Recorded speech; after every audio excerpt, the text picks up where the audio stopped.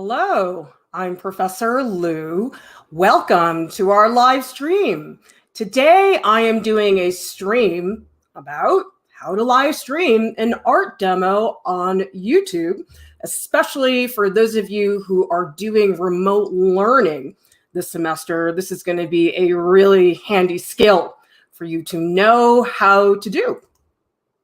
If you would like to grow as an artist and you can't afford an art class, we've got everything you need here at Art Prof, critiques and tutorials. So this idea of streaming live on YouTube is a concept that I think for a lot of people feels really strange and unfamiliar if it's something you've never done before. I actually explain why live streaming is so powerful in terms of remote learning in this video, which I just published a few days ago. So I highly recommend, before you watch this video all the way through, watch this one, because this is a best practices video where I revised everything in relation to what teachers are saying that they need right now. So I recommend this. So the question is, why stream live on YouTube? Because actually, there are lots of other platforms where you can stream live, but here's the reason why I would pick YouTube out of all of them.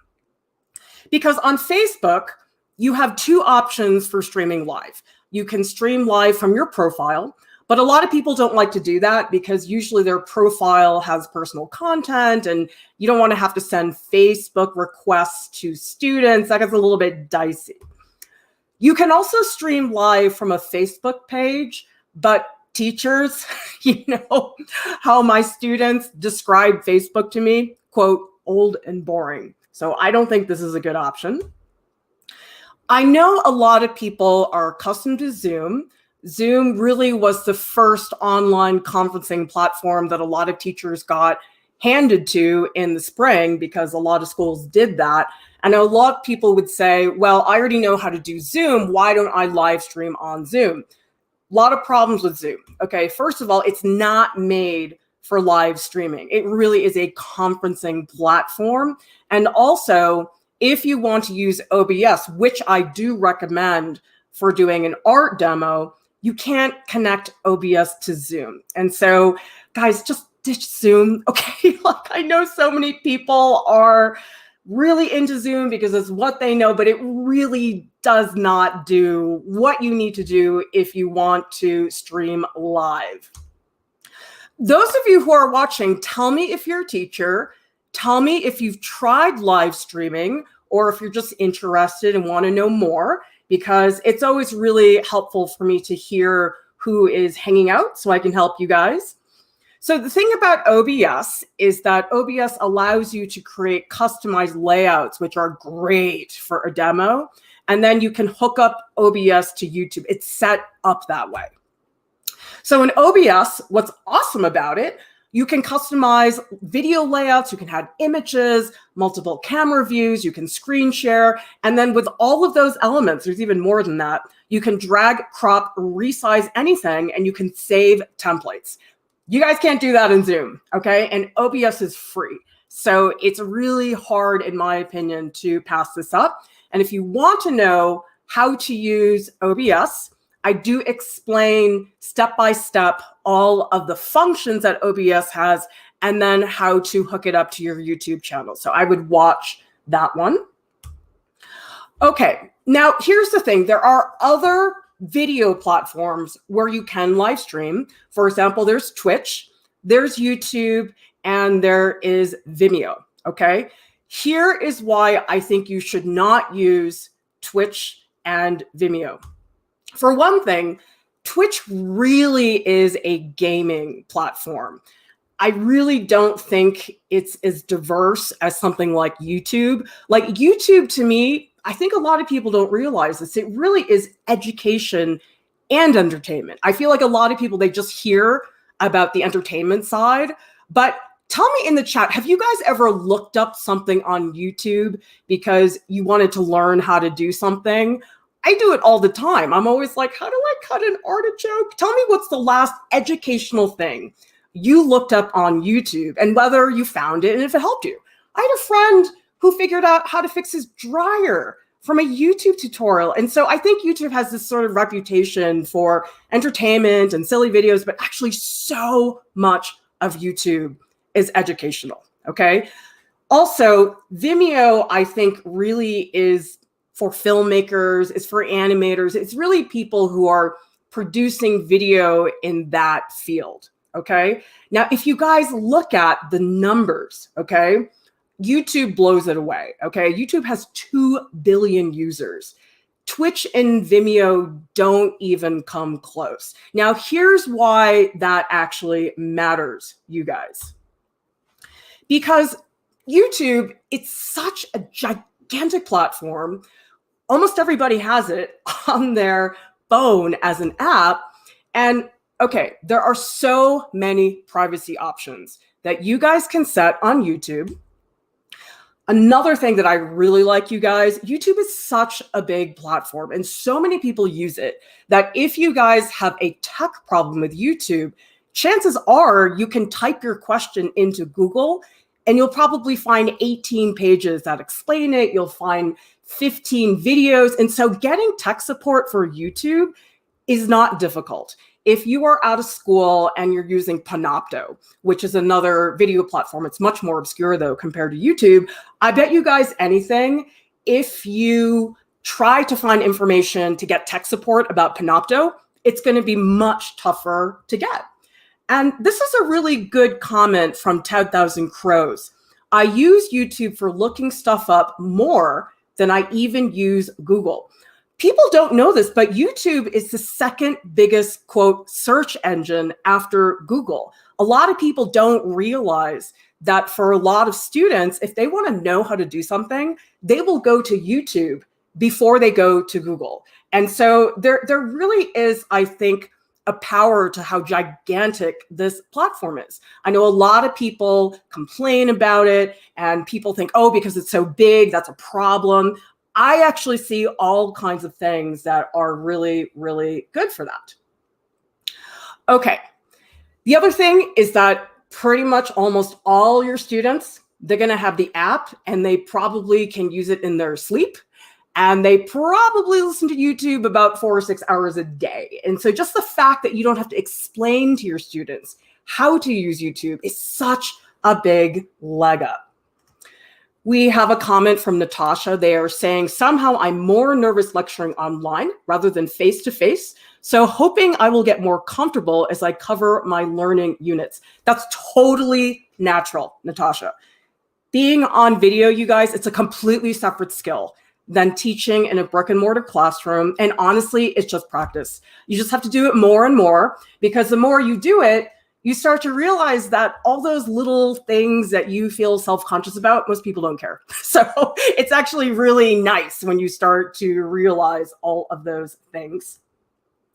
Another thing is on YouTube, you guys don't have to worry about how long your videos are. Like I read in a Facebook group the other day, somebody said that they recorded something in Zoom and Zoom divided it up into multiple pieces and then they couldn't figure out how to put it back together.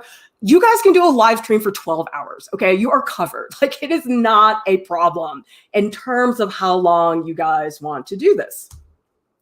Now, another thing to consider is that if you decide you want to stream live on YouTube, you do need to verify your account, okay? There's a couple things that will do for you. Number one, you can upload custom thumbnails, which might help your students so they can identify which video it is they're actually trying to track down. And also, if you want to upload a video longer than 15 minutes, you have to do that too. I'm not sure if there's a limit on time for live streaming if you don't verify, but at some point you're probably going to want to upload something like a pre-recorded video. I'm not talking about live streaming.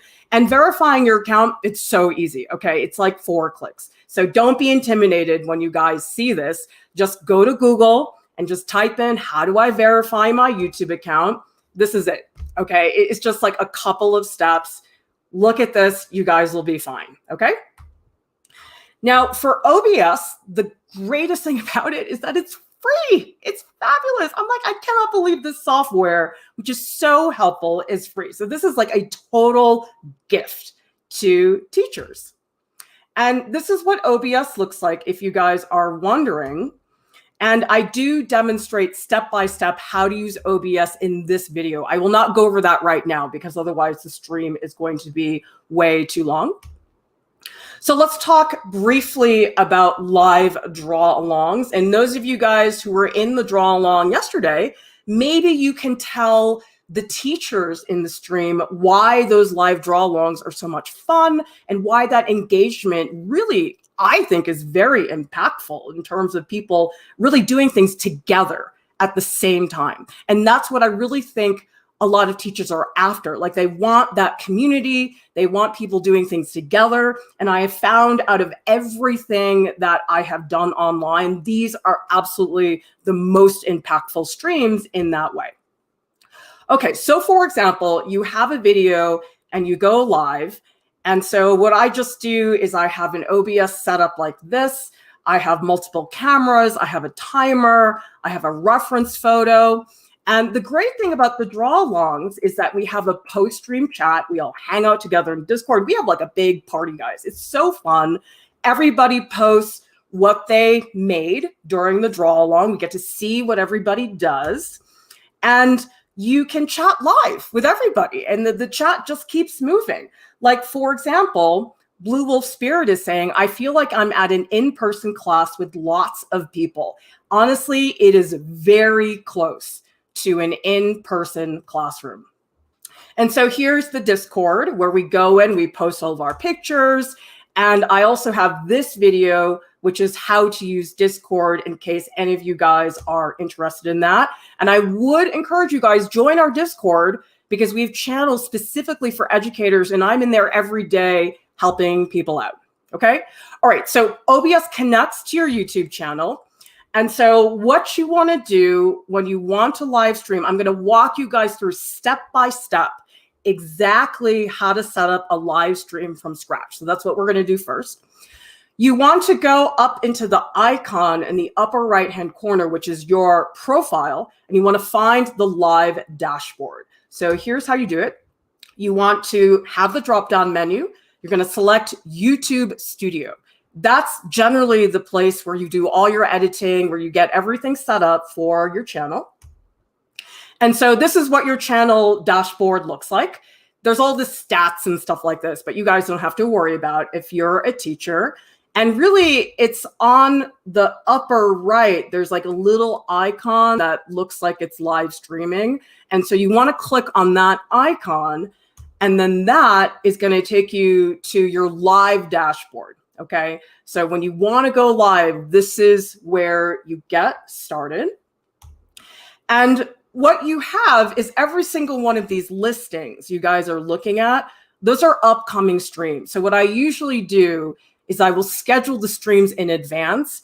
And this is important, teachers, because if you want to stream privately so that the public does not see your streams, you're going to have to schedule in advance to get the URL that you can send to your students so that way they can watch a private live stream. It's called unlisted. That's what they call that. There's another privacy setting called private, which is like really private, in which case you need to like manually enter people's emails, which is sort of a pain in the butt.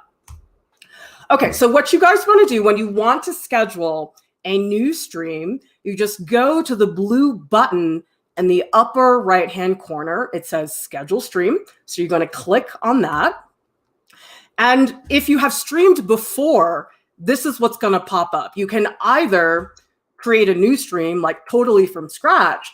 But what's really cool about this, you guys, is that you can also reuse settings from a previous stream. And that's really nice because then you don't have to like set up all the permissions and everything from scratch. So teachers, this will really save you guys a lot of time. And you can actually go back and like pick different videos. Like if you have a different profile for a certain type of video, you can reuse settings from any previous video. So it does not have to be the one that shows up. You can go in and pick a different one. And so what's going to pop up is this new window. And the new window is where you add in all the information for the new stream. So the first thing you want to do is add the video title. And so you want to, whatever, maybe you're saying Conte Crayon live drawing. Now here's where you set the privacy. So let me explain the differences in privacy so people really understand that, because I know it gets confusing. So public is easy. You make it public, everybody can see it, no problem. Now unlisted basically means that when you make that live stream and it's posted to your channel, it will not show up in searches, okay? It's also not going to be visible on your channel. So you could have 10 unlisted videos on your channel, but nobody will see them, okay? Only you will see them because they're unlisted, okay? Now, what's nice about unlisted is that even though it doesn't show up in all these places, you just send people the video URL and they can watch it, okay? Now, that's really nice because you would have to have the exact URL to be able to watch this particular stream, okay? Now, the reason I think unlisted is better than private is that private is a pain in the butt, okay? Private is a pain because you have to manually add somebody's email into the video. There's like a setting or something to provide access. So you could send somebody the link, but they can't look at it unless you've actually entered their email.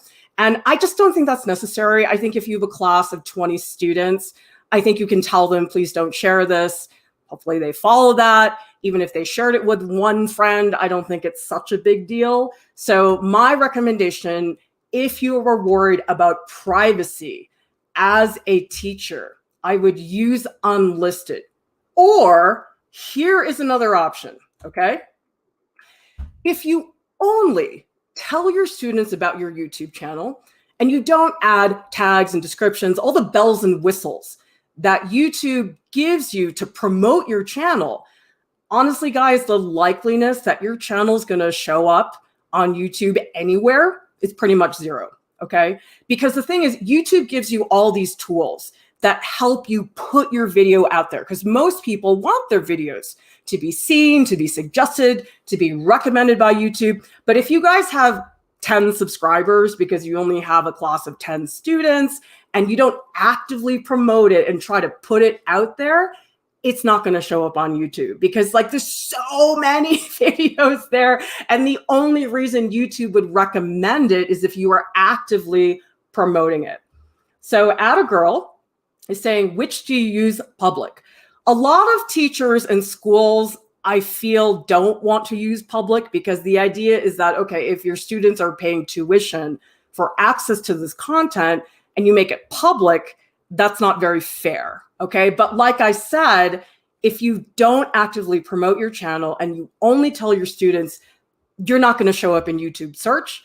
YouTube is not going to recommend you because the algorithm is set up that you really have to like work hard. Like even people who are trying to promote their YouTube channel and get it out there have a lot of trouble, okay? And so the other thing I would consider as well is that you really will not show up in search unless you have like over 5,000 subscribers. The YouTube algorithm, it's not going to suggest your channel, okay? It only suggests channels that it thinks are going to be useful to other people based on other people clicking on it, okay? So the likeliness of your channel showing up, it's like almost zero. So another option you guys can do too is you could live stream, set it to public so it's easy for your students to access. And then there's actually a setting in the live stream dashboard where it immediately becomes unlisted afterwards, okay? So this is even less likely that, let's say your live stream is 1 hour. The likeliness that your 1 hour stream will be seen by the public, it's so low. Like nobody is going to find it, okay? Because you're not promoting it and you didn't send it to anybody and you don't have tags and descriptions that are make it promotable. Like it's so low that anybody is going to see that. Add a Girl says they asked us to create a private channel. I guess this would cover it. You cannot make your YouTube channel private. You have your channel visible, but the individual videos you make public or you make them private or you make them unlisted. So to be clear, you cannot make your YouTube channel private. Okay, let's take a look. it's almost impossible for anybody to find your stream while you're live. Now, that said, I know some people don't want to risk that. So I am going to show you how to stream unlisted so that you are definitely covered if that is something that you are worried about. Okay, now when you're filling in the information, there is this thing called a video category. You guys can ignore that. It doesn't matter. Because again, that's another thing that will like help you categorize your video to make it show up in searches. You also want to schedule your stream. So you just pick the date and also the time. And you'll see at the bottom, it'll say enable monetization, but you need 1,000 subscribers to monetize your channel. And so you guys don't need to worry about that. In fact, it might not even show up for you because if you're not eligible, maybe it's not there. For me, it's up there because ours is monetized. And then this is optional. If you want to upload a custom thumbnail, that's fine. You can also skip this though, but it is helpful, I think, to make a custom thumbnail that has text on it that says Conte Crayon Demo or says Charcoal Demo. It does make it easier for your students to identify exactly where the videos are. So it's nice. I mean, they don't have to be like super fancy thumbnails, but it is helpful. But if you don't want to bother making those, after your video posts, YouTube will just give you options of stills from the video and you can just pick one. So you can do that as well. It's up to you guys how you want to do it. So you can also upload the custom one, which is totally fine. And then this one really confuses people, okay? So there are two options. One says, yes, it's made for kids. And the second one says, no, it's not made for kids, okay? Now, for teachers, this really does not matter. But basically what it is, YouTube recently created this new guideline that if you have a channel that's made for children, like let's say you have a YouTube channel that's toys for toddlers, it's meant for toddlers to watch, then you have to do, yes, it's made for kids, because kids channels have much stricter guidelines in terms of what they can and cannot do. If you're teaching, you can just do, no, it's not made for kids. Okay, so that's very simple. And then there's a blue button. You just click create stream. And then you will see in the manager that the new stream has been scheduled. And you can go in there and you can change it anytime you want. Okay, you can change any of those settings, change the date, whatever, totally fine. Okay. Okay, now here's how you get the URL for an unlisted stream. Okay. Honestly, I could not find this information anywhere and I figured it out last night. So hopefully this helps you guys who could not figure it out because it was not easy for me to figure out.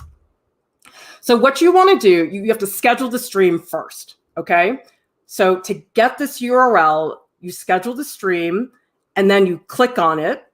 And of course, again, that takes you to this dashboard, which is where you control that video, okay?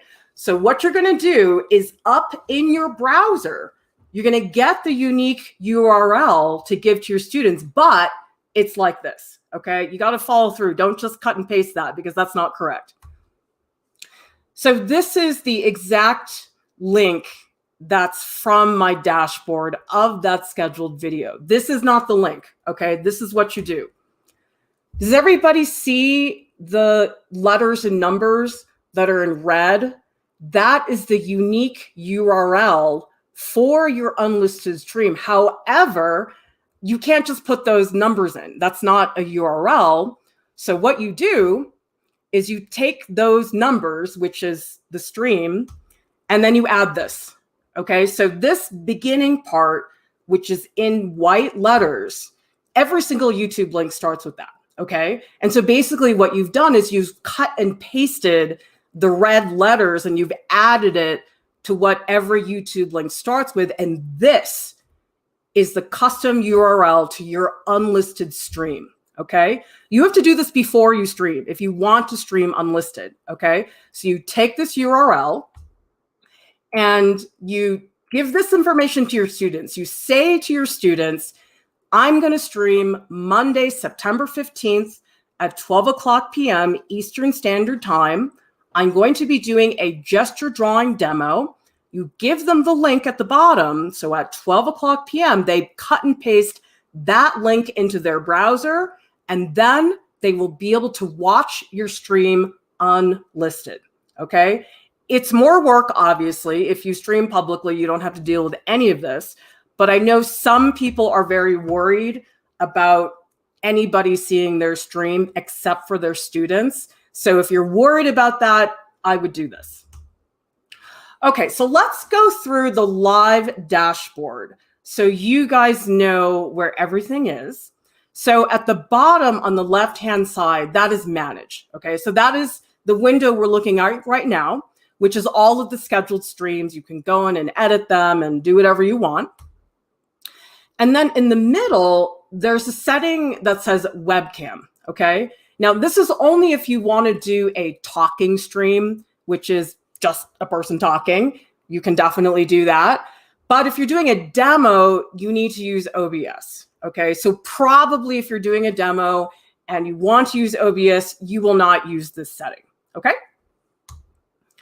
And now at the top, that's where you would stream, okay? If you want to start a brand new stream from scratch. I think it is better to schedule a stream because then you can give the students URL, the students know what's going on. So I don't really recommend clicking here and just like starting a stream. I think it's much better to schedule it. But if you wanted to just stream, you would just start here.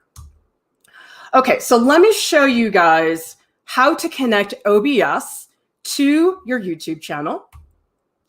What you're going to do in the live dashboard of the scheduled stream is you're going to copy your YouTube stream key, okay? Then you're going to go into OBS, and at the bottom, you want to click Settings. And when you click Settings, this is going to pop up, this new window that says Settings. We have a comment here from Prof Terry. They were saying if you are in the manager, you can hover over the scheduled stream, click on the 3 dots. There's a selection for Get Shareable Link that has worked for me to share a link to a scheduled stream. Wow, that is a lot easier. How did you figure that out? Okay, well, you guys can do that too. Very cool. Okay, and Attagirl is saying, if you stream through YouTube, your video is automatically saved. Yes, it is, okay? I will get to how that works because it doesn't show up immediately, but it does automatically post unless you actually go in and delete it, okay? Okay, so you go to click stream, okay? And then you just cut and paste your YouTube stream key, which is very, very easy. And now let's talk about the live chat window, because the live chat window, there's a couple things that are really handy to know about it. So, okay, let's say we want to go to this stream. So you click here to access that scheduled stream. And what you'll see, the live chat is on the right-hand side, okay? So normally if you were streaming, what would happen is the comments would appear in that window, okay? However, what I don't like about this window is that it's really small and my old fart eyes have trouble seeing that live chat. And so what is better to do, in my opinion, is if you click on the 3 dots on the upper right-hand corner, you'll see that it brings up a window and it says pop-out chat. And I love the pop-out chat because here's what it looks like. So now the pop-out chat, it's another window that is just your live chat, and you can make it as big or as small as you want. I find this way easier than using the chat that's actually in the window, especially when you have a lot of comments. It's just tough to see. So I recommend that. And then here's how I arrange my windows for easy access. Because the thing is, during a live stream, you are fluctuating between OBS, the YouTube live dashboard, and the live pop-out chat if you decide to do that. Okay, this is really where if you can afford to get a second monitor, it really does make a big difference. But of course, not everybody has that. What I do is I put OBS on the left and I put the live chat so it's overlapped on top of the live dashboard so I can click between the 2 windows and not have one window like buried under the other. So I think that this window arrangement It's a little bit uptight for me to do this, but I find that it's very helpful. Fluffy says, how do you handle an inappropriate comment from that awesome attention-seeking high school student? Great question. So what you would do is if the comment shows up in the chat, you can click on that comment, and there's a couple options. I think one of them is hide user from channel, which you don't want to do if it's your student, or you can remove the comment. So yeah, that's a good way to get rid of a comment if somebody is being inappropriate. And Attagirl is saying all on one desktop. Yep. So this is on one desktop, what you guys are looking at right now. This is how I usually do it because my second monitor I usually use for something else. So you totally can, but it's nice to have a second monitor if you can afford it. Okay. So this is what you're looking at before you live stream. And don't be thrown off by this because I was so confused when I saw this. Does everybody see that like load icon? So that load icon is going to keep circling. Okay. And at first, when I saw that, I was like, okay, maybe it's not connected. This is really confusing, but it's just going to do that. Okay. So until you start streaming, it's going to keep moving. That's nothing to do with you. That's just the way it works. Okay. So now you guys are ready to stream. Okay. So let me show you what happens when you start streaming. Now, the very first time you ever stream, okay, YouTube is going to ask you, do you want to go live? Okay, when you click start stream. Okay, but after that very first stream, it will never ask you to do that again. Okay, so the first stream, just be prepared for that because it's a little bit confusing. Okay, so the way you get started is you're going to click start streaming on OBS. And yes, the second you click it, it is streaming. So you start talking right away, but it's not going to show up on the YouTube dashboard right away. There's a little bit of a lag in between OBS and YouTube. So you're going to click start streaming. You start talking immediately. Okay. I mean, if you're worried about it, you could wait a few seconds. That's okay as well. But just so you know, when you click start streaming, it is actually streaming, even though it might not look like that. David is saying, you mentioned StreamYard in an earlier stream. Will you cover that software in the stream? I'm not going to cover StreamYard today. However, if people feel that they would like to see a stream on StreamYard, I would be happy to do that at some point. I'm using StreamYard right now, okay? Right now, I am not using OBS. StreamYard is another software that is so user-friendly. Like, I cannot believe more people don't know about it, actually. It's really awesome. It's great if you want to have multiple guests, and it's so easy. You don't have to have YouTube open. So right now, I'm streaming. I don't even have YouTube open, but it's connected to my YouTube channel. It's awesome. Like, I love StreamYard, but StreamYard has limitations. It's not like OBS. You can't like customize layouts or anything like that. But you can see for these lecture type videos, it's really good. I just know teachers are very overwhelmed. So I didn't really want to like recommend another platform on top of everything else. Sylvia is asking, any recommendations on a type of monitor? I don't really have any. I mean, I think that if you're just using it to stream, you don't need something that's really fancy or expensive. So yeah, I wouldn't worry about it. Just something that you think is affordable. Okay, now let's go here. Nitan is asking, how many lectures are scheduled? I don't know if you're asking about Art Prof or how many you can schedule. I get the feeling on YouTube you can schedule as many as you want in advance. But if you guys want to see the Art Prof schedule, just go to artprof.org and click on live streams and lectures. And that is our live stream schedule. Okay, so after you start streaming on OBS, you've clicked the start streaming button, you will see in the YouTube browser window, this little red live button is going to appear. And that's how you know it's working and it's going through YouTube. Okay, and what will happen next to the live red button, you will see a bunch of numbers, and that is just showing you how much time has elapsed in your video. So it's handy because you can look at that and be like, oh, I've been streaming for 30 minutes, or oh, I've been going for 45 minutes, you know, whatever you guys want to do. Okay, let's see what we're going to be doing next is the video on your YouTube window. It's a few seconds behind the video on your OBS. So don't be confused if there's a couple second lag. It's fine. It's not going to affect the stream at all. You guys will be fine with that. No problem. Natasha is saying, I usually play music right after hitting the start button.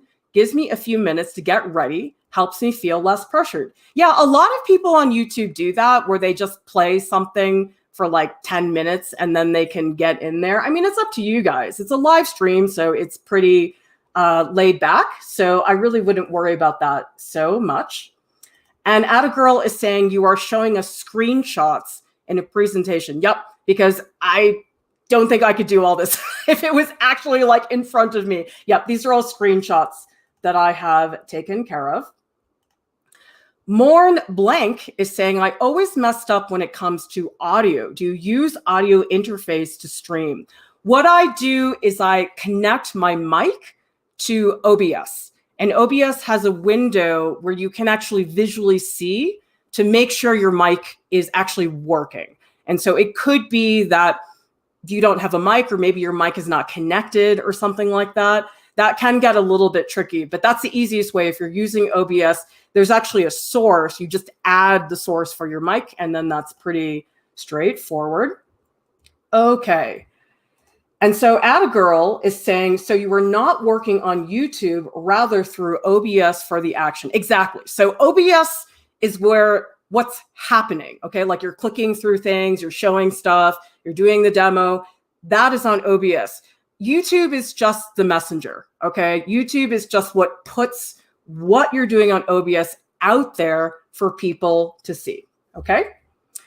David is saying, I think Clara's using PowerPoint. I'm actually using Google Slides, in case you guys are wondering. I mean, it doesn't matter, whatever you guys want to use. It's totally fun. And Attagirl is saying StreamYard is for presenting a presentation. The way StreamYard works, it's all screen share, okay? So I can't like change windows around. I mean, I can do stuff like this. Like there's different formats. If I want to do this, I can just go to my presentation. I can just make it myself. I can do this. So StreamYard has a couple of formats that you can pick, but that's it. You can't like drag stuff and crop and do stuff like you can in OBS. So StreamYard has its good purposes, but it's not good for a live demo. A hands-on demo is much better on OBS.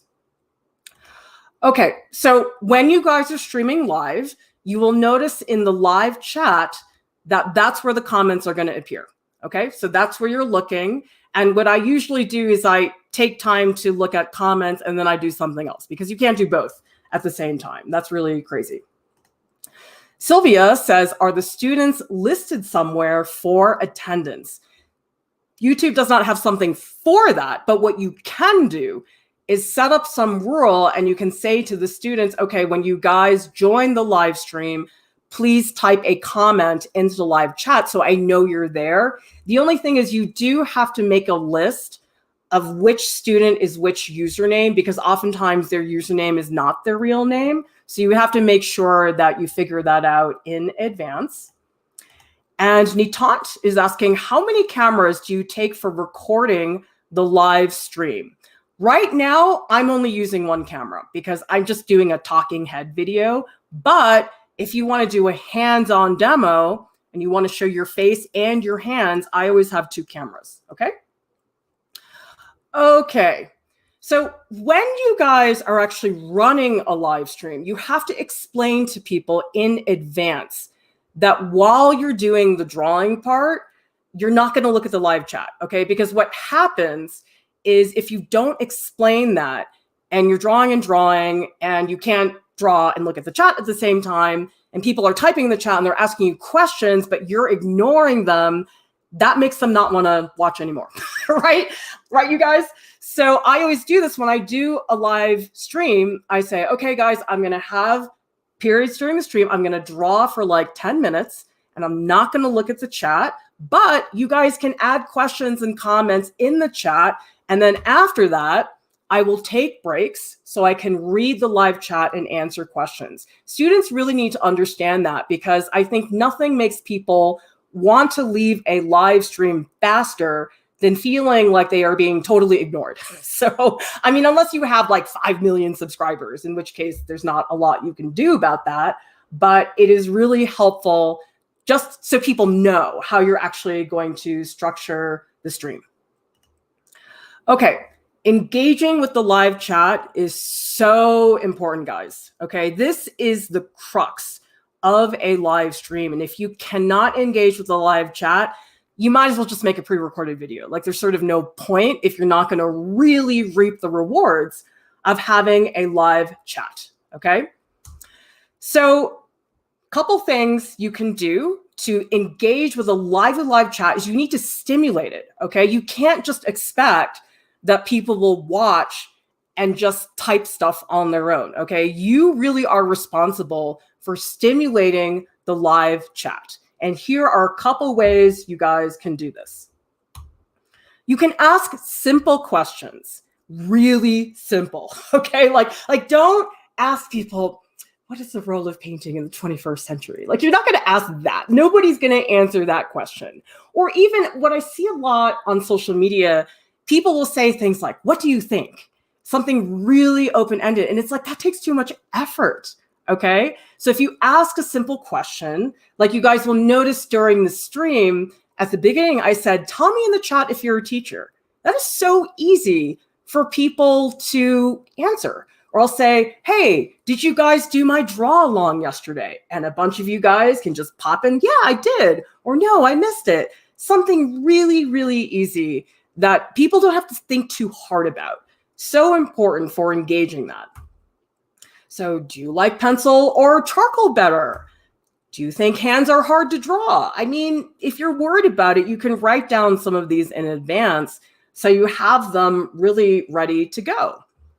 And David is saying, if only OBS had that pop-up comment feature. Yeah, this is actually one of my favorite things about StreamYard, is being able to show the comments on the stream is awesome. I can't do that during the draw-alongs because I'm using OBS. I really wish they had that, but this is fantastic. Yeah, Atta Girl is saying here, engagement is key. Like, if you guys can't maintain a connection and engage with your live audience, your live stream is going to fail, okay? And I was such an idiot when I first started. I honestly did not get why the engagement was so important. And now I totally get it, because it's the only way to keep people really there and really present. Okay. Reading comments. Make sure when you guys read the comments out loud, and you should, because it's really helpful, don't just react. Like, for example, if somebody writes something like, here we go. So like Natasha's asking this question. Okay. If I look at Natasha's question and I say, no, I don't prepare a script, then people are like, what? Like they don't understand what the initial question was. And so when I reply, it's out of context and it makes no sense. Okay. And I am going to get to your comment in your question in a second, Natasha. But basically what you guys need to do is you need to say the username first. So you say Jojo says, because if you don't say the username, the person that typed it, they're not going to pay attention. So for example, like Natasha, when I said, Natasha says, chances are, Natasha, you paid attention a little bit more. Okay, so say the username, and then you got to respond to the comment. So even if somebody's saying something that is not that complicated, respond to it, because people want to feel that their comment is being seen.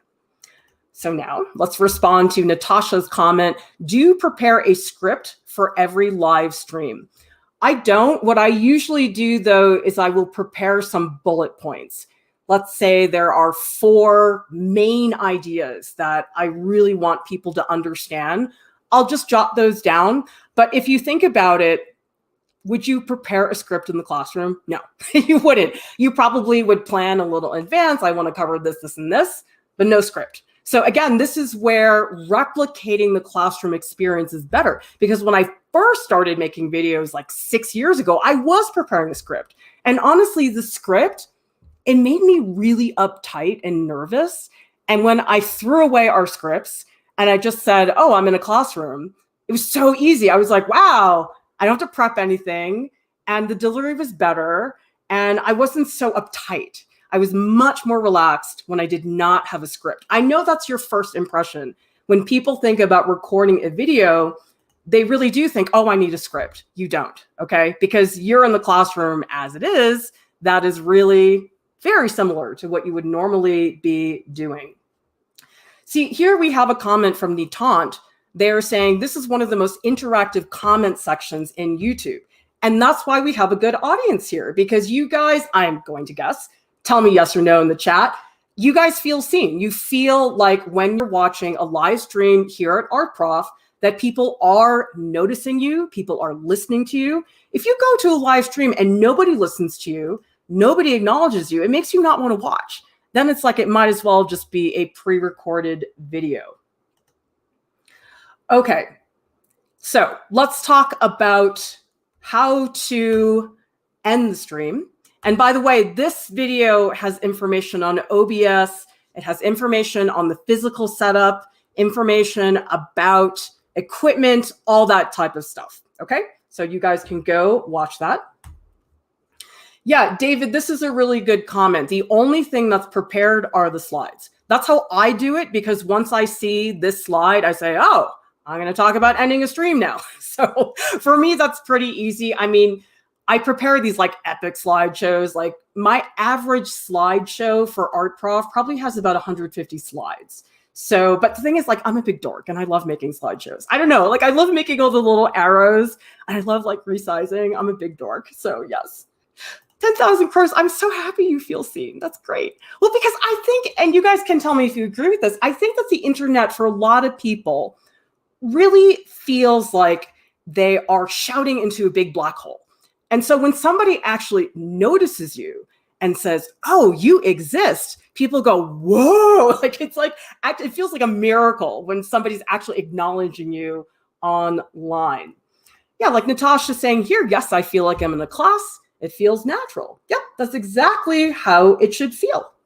And also here, Sylvia is saying, I love how you respond to all of us. Yeah, I think if you guys came and you watched and nobody ever looked at your comment, you probably would not watch again.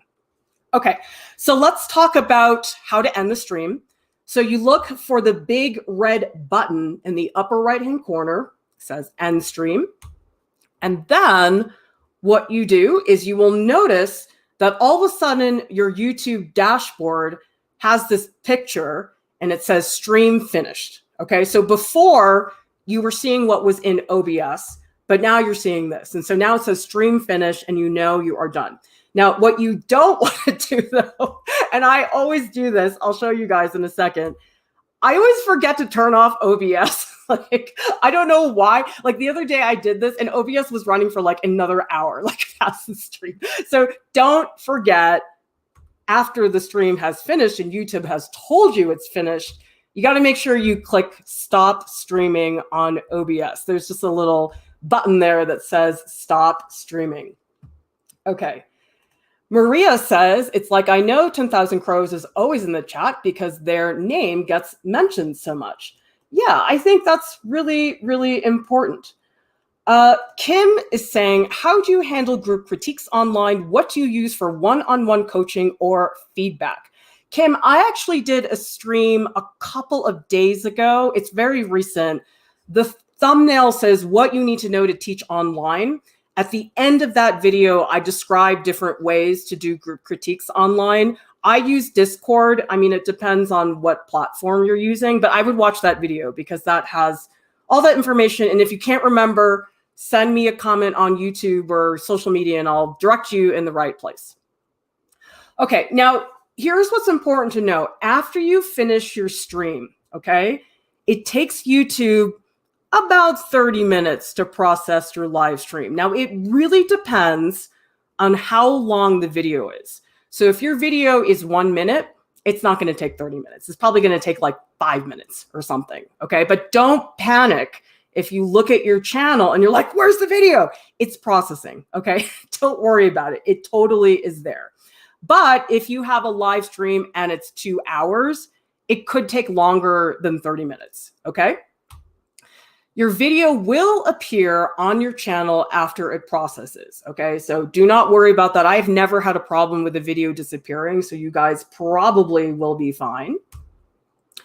And afterwards, when your video has processed, you can actually edit it while it's processing. So if you want to edit it, what you do is, again, from the main page, you just click on the icon in the upper right. Again, you're going to go into YouTube Studio. I mean, I have YouTube Studio bookmarked because then I don't have to like go to the front page every single time. And on the left-hand side, there's a menu, and you're just going to click on videos. And that's going to take you to this screen, which lists all of your channel videos. And so these are videos that have already been posted. This is not the same as the one we were looking at before, which was scheduled videos. These videos are already out there on your channel, okay? Now, the thing that's important is that initially it's going to show you your uploads. These are pre-recorded videos, if you have any, okay? If you are streaming live, though, the live videos are in a different menu. I got so thrown off by this, you guys. So just don't be confused. Your live videos are there. They're just in a different menu. So don't panic if you see that. And Sylvia is asking, can I start another live stream right after? I only have 15 minutes between classes. Yep, you totally can. You could start 1 minute after. As soon as the window dashboard says stream finished, you can start another stream. You don't have to wait at all, in fact. The only thing is it's the processing, but the processing doesn't affect you being able to begin a second live stream. Nitant is saying, does Professor Lieu keep some kind of highlights on this channel? We have playlists that you guys can take a look at, and I'm actually going to be showing you guys how playlists work in a little bit. Okay, so you're going to click on the menu that says live videos, and you will see at the top, it's going to show upcoming videos, okay? This is the same bunch of videos that are scheduled. It's just they're in a different place. It's a different menu, okay? So what you have to do, you got to scroll down, okay? So when you scroll down, you're going to see at the bottom, it says live replay. That's your most recent live stream, okay? So you'll see the difference, like the top videos, it says upcoming, and the bottom videos, there's a number for how long the video is, okay? So don't get confused by that. Remember, these are upcoming videos. You're going to scroll down, and then you're going to look for your most recent live stream, okay?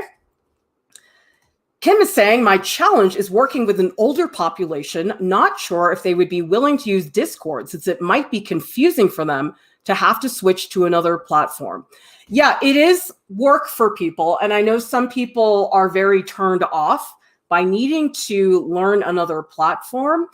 If you are working with an older population and you know that across the board, they all use Facebook, that is a situation where you may want to just stick to Facebook. I feel like if you're teaching high school, you're teaching college students, a lot of them use Discord. And I do think that a lot of younger kids are sort of more willing to learn a new platform. Some of them are not. I mean, that's a big generalization that I'm making. But I know for a lot of older people, it can be very intimidating. So in that particular situation, Kim, you may consider doing that. Okay. Now, what you want to do, if you want to edit the video, you're going to hover your cursor over the video that you are looking at. And you're going to click on this little edit icon, okay? And that's going to allow you guys to do that. And I just want to show what Blue Wolf Spirit is saying. There's a bunch of us old farts at Art Prof. I'm over 60, and Atta Girl is also an old fart up for new challenges. So I think what I might do, Kim, if you're worried about people switching a new platform, you might survey them and say, okay, who would be willing to learn Discord? Who wants us to stay on Facebook? Because again, it's a generalization. Like I know lots of older people who are like, yeah, new platform, cool. Really depends on the people. So I would definitely do that. Okay, so now you're in a video details window, and here's where you can add all kinds of things to your video. Now, teachers, you may not want to do that. You don't have to, but if you want to add information in the description, sometimes if you want to target students to another place, You can change the privacy if you want. If you decide you want to make it public at some point, you can do that. You can change the title. So there's all these things that you guys can switch around. And the main thing, teachers, that I think you guys will want to do, because there's a million things you can customize here, but I'm going to skip over it because it's not necessary for teachers. If you guys scroll down, look at playlists, because I think this is the one feature that teachers will be really handy, especially if you're teaching multiple classes. It can be really hard to organize all the videos, and playlists are a really great way for you to organize the different sections. So what you want to do is you just click on playlists, okay? And you'll see, because I already have a lot of playlists in my channel, I can just add it to a pre-existing playlist, okay? But if you want to make a new playlist, it's pretty easy. There's just a little button at the bottom. You just add new playlist, and then you can add it that way. So that is very, very helpful. Oh, I really like this comment from Sylvia. I'm getting my students to buy into the frustration of learning something new, telling them how marketable they will be later. I love this. That is really, really smart. Very cool. Mark is saying, my school requires use of Canvas for live meetings. Is there a way to embed a live video into Canvas? Maybe integrate OBS into Canvas. I have not used Canvas before, Mark, but if Canvas has a screen share function, which I bet it does, you could run OBS on your desktop and then screen share your desktop. That's probably the best way, because really my biggest reason for not using Zoom or these other live conferencing, Microsoft Teams and all that stuff, is you can't customize anything. Like OBS, you can like make a mosaic if you want. It's like however you guys want to do it is really, really cool. Okay, so you can make a new playlist and you just type in the title, whatever you want to call it. And then if you go to the front page of YouTube, you will see it says playlist there. So you can tell people to click there. And then you'll see all your playlists are down there at the bottom, and you can see each playlist has a number on it. And that tells you how many videos are in that playlist. Now, here's the thing about playlists that's awesome, guys.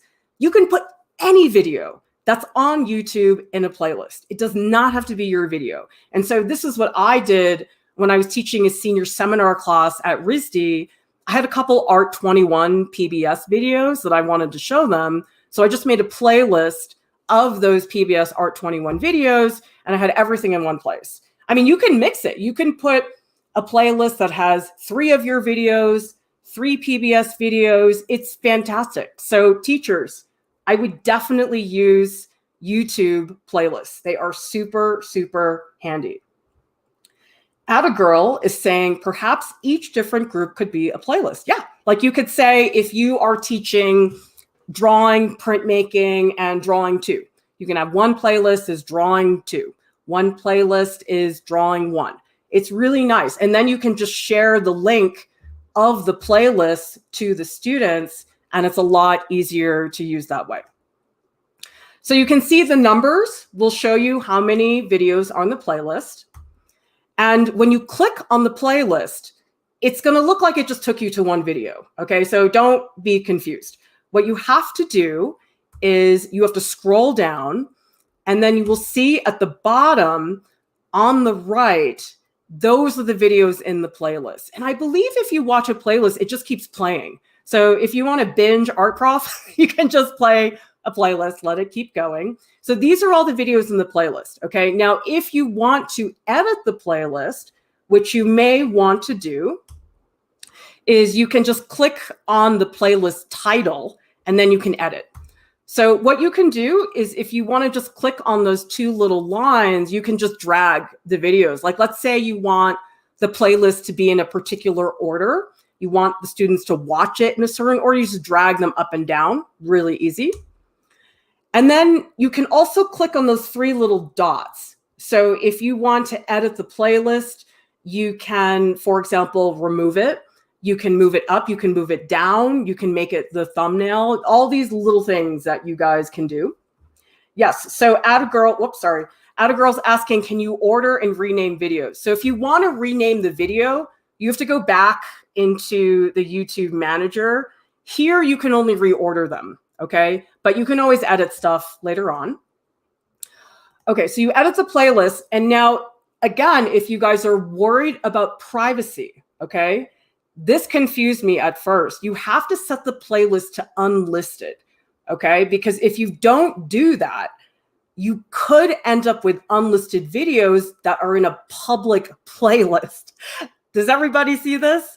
Okay, so you have to, if you want totally private, you have to unlist the videos, the individual videos, and you have to unlist the playlist, okay? I made that mistake once, and the playlist showed all these unlisted videos, and I was like, oh, crap. So you got to make sure you do this. Otherwise, your playlist is going to be public. Okay, yes, and this is another good thing to say. Atta Girl is saying you can only rename your own playlists, okay? And your own videos as well. Obviously, you can't do that on other people's videos. And so, assuming you've made all of your playlists and all your videos unlisted, this is what your channel is going to look like, okay? It's going to be empty. So your channel's public. Like I said before, you cannot make a YouTube channel private, but this is what it'll look like. It'll just, the channel will be there, but nothing will actually be visible. For you, you will see videos, okay? Because you are the channel owner, you will see videos, but the public will only see this. And by the way, you guys, I have a stream tomorrow at 10 o'clock p.m. Eastern Standard Time that's about how to get to know your students online. Because I think a lot of teachers, for good reason, are concerned about the academics and getting all the stuff across. But actually, I really think one of the ways to be successful with remote learning, you guys have to get to know your students, right? I mean, that's why I think so many of us teach, is these wonderful relationships and conversations we have with students that are not related to the class.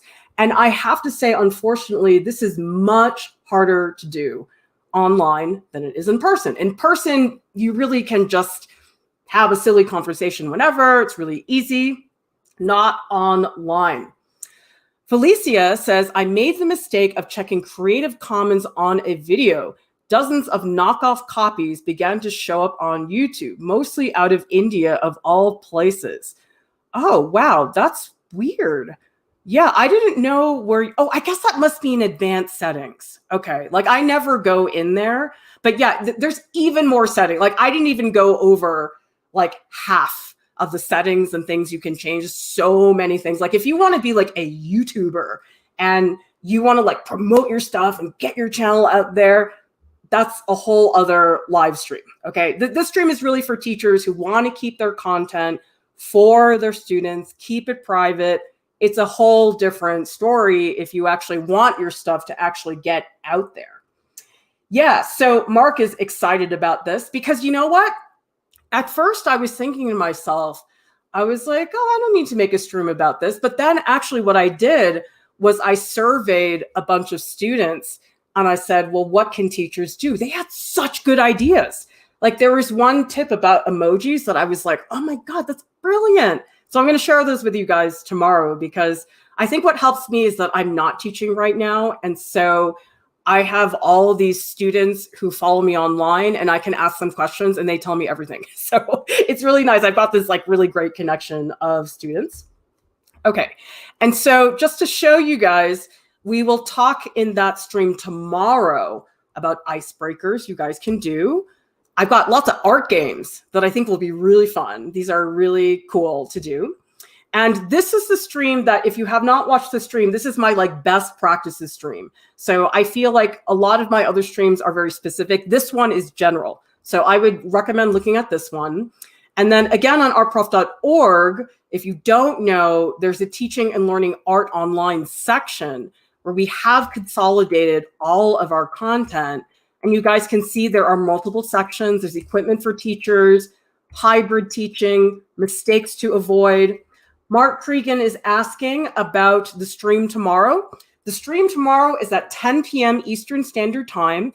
And just so you guys know, all Art Prof streams on weekdays are at 10 o'clock p.m. Eastern Standard Time. And our weekend streams are 12 o'clock p.m. Eastern Standard Time. So you guys can always rely on that. That really does make it a lot easier for you guys to find us. I interviewed some RISD students. They gave me great advice. And here's a video where they talk about their home studios and how they structured their day. Really, really cool. And then for those of you who want to know about Discord, because it's super handy, we do have this video. And I also have a Discord server template. So if you want to use Discord for your classroom, you don't have to set up from scratch. Just use ours. It'll save you 10 hours. And then, of course, guys, I am in the Discord every day. We have channels for educators. Come in. I'm in there many, many times a day. And I'm there to help you guys out because we need it. The schools are not providing it. People are not getting training. And so I'm finding that a lot of teachers are really on their own right now. So I want to help you guys. Art Prof has a podcast. It's available on Spotify and also on iTunes. And subscribe to our channel. And as David is saying, click the bell so you don't miss a thing. If you don't click the bell, you will not get notifications. So make sure you guys do that. And thank you so much to our top Patreon supporters. Thank you to everybody in the chat. You guys really made the stream better because when you guys asked me questions about things I missed, so helpful, you guys. So thank you so much. I'm jumping over to the Discord. I'll be there in like 1 minute. And if you guys want to join me, we are going to be, as I said, in the post live streams channel. Okay, sorry, it's on the slide. Post live streams channel. I'll be there in 2 minutes. You guys have follow-up questions, anything else you want to chat about, I would love to hear from you guys. So anyway, everybody, thanks for tuning in. I'll see you next time. Bye-bye.